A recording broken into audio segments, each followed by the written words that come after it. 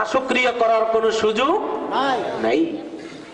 যেহেতু আমরা ঈমান এনেছি, কালেমা পড়েছি, লা ইলাহা ইল্লাল্লাহু মুহাম্মাদুর রাসূলুল্লাহ, ঈমান এনেছি না? মুসলমান আমরা ঈমানদার, কথা ঠিক না? আমরা কি ঈমানদার? বলেন তো, ঈমানের দাম বেশি না জীবনের দাম বেশি? সুন্দর, আলহামদুলিল্লাহ। জীবনের কোনো দাম নাই, ঈমানের দাম বেশি। কিসের দাম বেশি? ঈমানের দাম বেশি। আল্লাহ রাসূল বলেন, যদি কোনো ব্যক্তি জাররা পরিমাণ ঈমান নিয়ে কবরে আসে, কি পরিমাণ? জাররা চিনেন তো? একটা কাপড় যদি ভিজায়, ওইটা নিগড়ায়, এবার ঝাড়া দেয়, হাজার হাজার লাখ লাখ রেণু রেণু ওড়ে, দেখছেন? ওটাকে জাররা বলে। ওর চাইতে 70 ভাগের 1 ভাগকে বলা হয় জাররা। এই এক জাররা পরিমাণ ঈমান নিয়ে যদি কেউ কবরে যায়, তার জন্য কমপক্ষে 70 লক্ষ হুর গিলমান আল্লাহ তাআলা জান্নাতে রেখে দিয়েছে। আরো জোরে বলতে হবে সুবহানাল্লাহ। সুবহানাল্লাহর আলোচনা করলে তো সারা রাত খালি সুবহানাল্লাহ আলহামদুলিল্লাহ লাগবে। তবে একটু বলি শোনেন, একবার যদি কেউ বলে সুবহানাল্লাহ, তাহলে হাদিস শরীফের ভিতর আসছে, কোন হাদিসে আসছে 1000 নেকি হয়।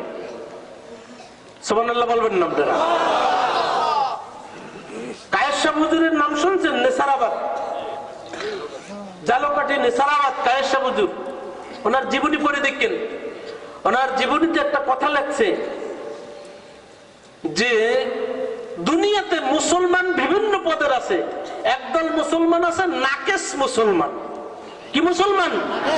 নাকেস, বুঝেন তো? অসম্পূর্ণ, নাকেস মুসলমান। উদাহরণ দিছে, ঠেলা গাড়ি যেরকম কোন ব্রেক নাই, ওরকম একদল মানুষের কোন ব্রেক নাই। কথা বলেন? যাত্রা হইছে, যাবা যাত্রায় লাও, কি কন? ওই জায়গায় পূজা চলে, পূজা, যাবা চলো, কি কথা কন? লাও, অমুক জায়গায় মাহফিল আছে, খেসুরি আছে, যাবা, হ্যাঁ, কি কথা বলেন? আমরশির মাহফিল, যাবা চলো, শশিনার যাবো, সব জায়গায় যায়। এরকম একদল ব্রেক ছাড়া মানুষ আছে না নাই? নাকেস মুসলমান, ঠেলে ঠেলে কাজ করার লাগে। আমরা কি নাকেস না কামেল? আপনারা কিন্তু কইছেন কামেল। সেই তো আমি আপনাদেরকে সুবহানাল্লাহ আলহামদুলিল্লাহ একে তো ঠেলে ঠেলে কওয়াবো না, আপনাকে মুখ দেবেই দিবে। পারবো তো ইনশাআল্লাহ?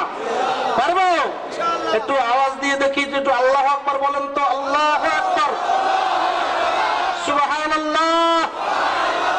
হাদিসের ভিতরে আসছে একবার সুবহানাল্লাহ বললে 1000 নেকি, আর এক হাদিসে আসছে 1 লক্ষ নেকি, আর এক হাদিসে আসছে 70,000 নেকি, আর এক হাদিসে আসছে যদি কেউ ইখলাসের সাথে একবার বলে সুবহানাল্লাহ, আসমান এবং জমিনের ভিতরে যত ফাঁকা জায়গা রয়েছে আল্লাহ তাআলা নেকি দিয়ে পরিপূর্ণ করে দেয়।